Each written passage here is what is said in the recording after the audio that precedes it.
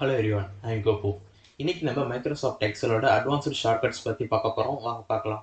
இதில் first shortcut என்னன்னு பார்த்தீங்கன்னா shift plus space bar. So இது எதுக்கு யூஸ் ஆகுதுன்னு பார்த்தீங்கன்னா ஒரு என்டையர் ரோ வந்து நம்ம செலக்ட் பண்ணுறது தான் பார்த்தீங்கன்னா ஷிஃப்ட் ப்ளஸ் ஸ்பேஸ் பார் நம்ம கொடுப்போம்.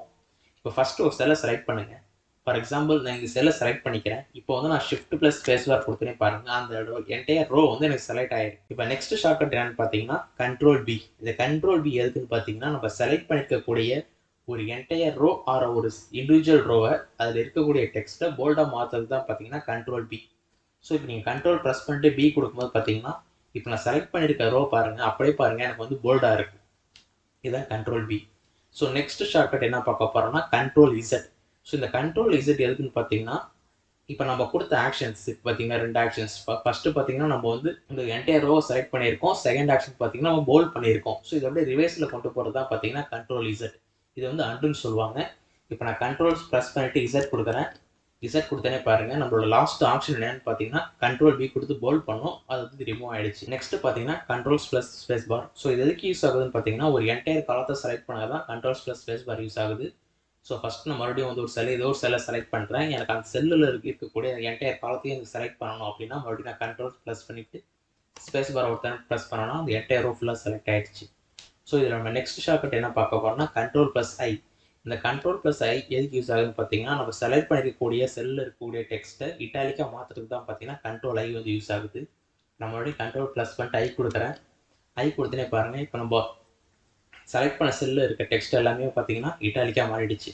இல்லை எனக்கு மறுபடியும் வந்து இட்டாலிக் வேணாம், நார்மலாகவே வேணும்னா நீங்கள் மறுபடியும் கண்ட்ரோல் ப்ரெஸ் பண்ணிட்டு மறுபடியும் again one time I press பண்ணிங்கன்னா உங்களுக்கு வந்து நார்மலாக வந்து. இப்போ நெக்ஸ்ட்டு பார்த்தீங்கன்னா CTRL+Y. இந்த CTRL+Y எதுக்குன்னு பார்த்தீங்கன்னா நம்ம அண்டு கொடுத்து லாஸ்ட் ஆக்ஷனை நம்ம ரிமூவ் பண்ணுவோம். ஸோ அதே ஆக்ஷன் திரும்பி ரிப்பீட் பண்ணுறது தான் பார்த்தீங்கன்னா CTRL+Y யூஸ் பண்ணுவோம். ஃபார் எக்ஸாம்பிள் நான் அந்த ஒரு வேர்டு செலக்ட் பண்ணுறேன். ஸோ நெக்ஸ்ட் செல்லை வந்து நான் வந்து இட்டாலிக்காக மாற்றுறேன். ஓகே, மாற்றிட்டேன் ரெண்டுத்தையும். இப்போ நான் மறுபடியும் வந்து CTRL+Z கொடுக்குறேன். எனக்கு லாஸ்ட் ஆப்ஷன் ரிமூவ் ஆகிடுச்சு. மறுபடியும் CTRL+Z கொடுக்குறேன். எனக்கு அகைன் அதுக்கு முன்னாடி உள்ள லாஸ்ட் ஆப்ஷன் ரிமூவ் ஆகிடுச்சு. இப்போ வந்து நான் CTRL+Y கொடுக்குறேன். CTRL+Y கொடுத்தனே பாருங்கள் எனக்கு மறுபடியும் அந்த வேர்டு வந்து போல்ட் ஆகுது. மறுபடியும் நான் CTRL+Y கொடுத்தனே பார்த்தீங்கன்னா மறுபடியும் நான் செலக்ட் பண்ண அந்த இட்டாலிக் வேர்டு வந்து மறுபடியும் இட்டாலிக்காக மாறுது. ஸோ இதான் பார்த்தீங்கன்னா CTRL+Y. ஸோ இந்த CTRL+Y எதுக்கு யூஸ் பண்ணுறோன்னு பார்த்தீங்கன்னா ரிப்பீட் ஆக்ஷனுக்காக வந்து CTRL+Y நம்ம யூஸ் பண்ணுறோம். நெக்ஸ்ட்டு பார்த்தீங்கன்னா CTRL+U. இந்த CTRL+U எதுக்கு யூஸ் ஆகுதுன்னு பார்த்தீங்கன்னா நம்ம அண்டர்லைன் பண்ணுறது தான் பார்த்தீங்கன்னா நம்ம வந்து CTRL+U வந்து யூஸ் பண்ணுவோம். ஸோ இது எப்படி வந்து அண்டர்லைன் பண்ணணும்னா நீங்கள் ஒரு செல்லை செலக்ட் பண்ணிட்டு நீங்கள் CTRL+E கொடுத்தீங்கன்னா ஸோ அந்த செல்லு பார்த்தீங்கன்னா அண்டர்லைன் ஆகிடும் அதில் இருக்க வேர்ட். இல்லை நீங்கள் ஒரு குரூப் ஆஃப் செல்லை செலக்ட் பண்ணிட்டு மறுபடியும் நீங்கள் CTRL+E கொடுத்தா கூட பார்த்தீங்கன்னா அது குரூப் ஆஃப் செல்ஸில் இருக்கக்கூடிய டெக்ஸ்ட் எல்லாமே அண்டர்லைன் ஆகிடும். நெக்ஸ்ட்டு பார்த்தீங்கன்னா ஸ்ட்ரைக் த்ரூ. இந்த ஸ்ட்ரைக் த்ரூ எதுக்கு யூஸ் ஆகுதுன்னு பார்த்தீங்கன்னா நம்ம செலக்ட் பண்ணியிருக்கக்கூடிய செல்லில் இருக்கக்கூடிய வேர்டு எல்லாத்தையும் ஸ்ட்ரைக் பண்ணுறதுக்கு தான் பார்த்தீங்கன்னா இந்த ஸ்ட்ரைக் த்ரூ வந்து யூஸ் ஆகுது. இப்போ பார்த்தீங்கன்னா நான் வந்து ஃபஸ்ட்டு நேம் வந்து நான் செல்லை செலக்ட் பண்ணுறேன். எல்லா செல்லையும் செலக்ட் பண்ணிட்டு நான் CTRL+ பண்ணிட்டு 5 கொடுத்தானா எனக்கு அந்த வேர்டு எல்லாம் பார்த்தீங்கன்னா ஸ்ட்ரைக் ஆகிடுச்சு. ஒரு லைன் போட்டு நம்ம அடித்த மாதிரி ஸ்ட்ரைக் ஆகிடுச்சு. தான் பார்த்தீங்கன்னா ஸ்ட்ரைக் த்ரூ. இல்லை எனக்கு இந்த ஆக்ஷன் வேணாம், இதை நான் ரிமூவ் பண்ணணும்னா நீங்கள் CTRL+Z கொடுத்து ரிமூவ் பண்ணணும். அப்படி இல்லைனா மறுபடியும் CTRL+5 கொடுத்தீங்கன்னா அது ஸ்ட்ரைக் த்ரூ ரிமூவ் ஆகிடும். இப்போ நெக்ஸ்ட் ஷார்ட்கட் பார்த்தீங்கன்னா CTRL+D. இந்த CTRL+D எதுக்கு யூஸ் ஆகுதுன்னு பார்த்தீங்கன்னா அபோவ் செல்லில் இருக்கக்கூடிய வேலையை அதுக்கு கீழே இருக்க செல்லை ரிப்பீட் பண்ணுறது தான் பார்த்தீங்கன்னா CTRL+D. ஃபார் எக்ஸாம்பிள் நான் இங்கே பாருங்கள், இந்த ரிச்சின் இருக்குது பார்த்தீங்களா, செல் A6 பார்த்தீங்கன்னா அதில் வந்து ரிச்சின் இருக்குது. அதே பார்த்தீங்கன்னா A7ல் எதுவுமே இல்லை. ஸோ இந்த இடத்துல வந்து எனக்கு அதே ரீச் ரிப்பீட் ஆகும்னா நான் CTRL+D கொடுத்தேன்னா அதே ரீச் ரிப்பீட் ஆகுது. இப்போ நெக்ஸ்ட் இந்த லாஸ்ட் வேல்யூ பாருங்கள், மொபைல் நம்பர் கீழே பாருங்கள், அந்த செல் நான் செலக்ட் பண்ணுறேன். செலக்ட் பண்ணிட்டு மறுபடியும் நான் CTRL+D கொடுக்குறேன். CTRL+D கொடுத்தேன் அந்த செல்லுக்கு மேலே இருக்க அதே நம்பர் வந்து மறுபடியும் ரிப்பீட் ஆகுது. Next email address. ஸோ அந்த இமெயில் அட்ரஸ் இருக்கக்கூடிய செல் பிலோ செல்லை வந்து நான் செலக்ட் பண்ணுறேன். செலக்ட் பண்ணிவிட்டு மறுபடியும் நான் CTRL+D கொடுக்குறேன். CTRL+D கொடுத்தோன்னே அதுக்கு முன்னாடி என்ன இமெயில் இருந்துச்சோ அதே இமெயில் வந்து மறுபடியும் ரிப்பீட் ஆகுது. இதே நீங்கள் வந்து word number so formula so எதுக்கு யூஸ் பண்ணாலும் உங்களுக்கு வந்து அது ஒர்க் ஆகும். ஸோ நெக்ஸ்ட் ஷார்ட்கட் பார்த்தீங்கன்னா Alt+Equal. ஸோ இது எதுக்கு யூஸ் ஆகுதுன்னு பார்த்தீங்கன்னா ஒரு சம் ஃபார்முலா போட்டு நம்ம வந்து ரோ ஆட் பண்ணுவோம் பார்த்தீங்களா. ஸோ அதுக்கு தான் பார்த்தீங்கன்னா Alt+Equal வந்து வருது. இது நீங்கள் வந்து ரோவ்லையும் யூஸ் பண்ணலாம், காலத்துலையும் யூஸ் பண்ணலாம். ஸோ இப்போ வந்து பார்த்தீங்கன்னா நான் காலத்தில் யூஸ் பண்ண போகிறேன். எனக்கு இந்த செல்லில் வந்து இதுக்கு அபோவ் செல்லில் இருக்கக்கூடிய எல்லாத்தையும் நான் வந்து சம் பண்ணி ஆட் பண்ணணும். அதுக்கு வந்து நான் ஃபார்முலா வந்து ஆட் பண்ணணும். ஸோ ஃபார்முலா கொடுக்காம அதுக்கு ஷார்ட்கட் என்னன்னு பார்த்தீங்கன்னா Alt+Equal. ஸோ ஈக்குவல் கொடுத்தேனே பாருங்கள், ஆட்டோமேட்டிக்காக எனக்கு சம்முன்னு போட்டுட்டு அந்த செல்லோட ப்ராக்கெட் பார்த்தீங்கன்னா அந்த செல்லோட நேம் எல்லாத்தையும் டெனோஷன் போட்டு ஆட் சிம்பிள் இருக்குது. ஜஸ்ட் நான் இப்போ என்டர் பண்ணுறேன். என்டர் பண்ணோன்னா எனக்கு அந்த செல் எல்லாமே ஆட் ஆகிடும்.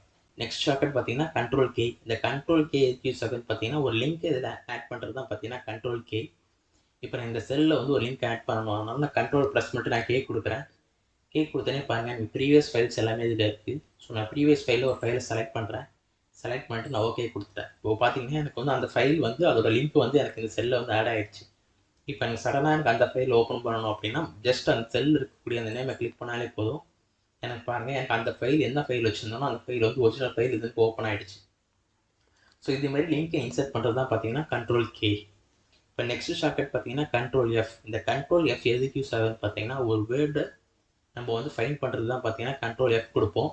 நான் CTRL+ பண்ணிட்டு F கொடுக்குறேன்.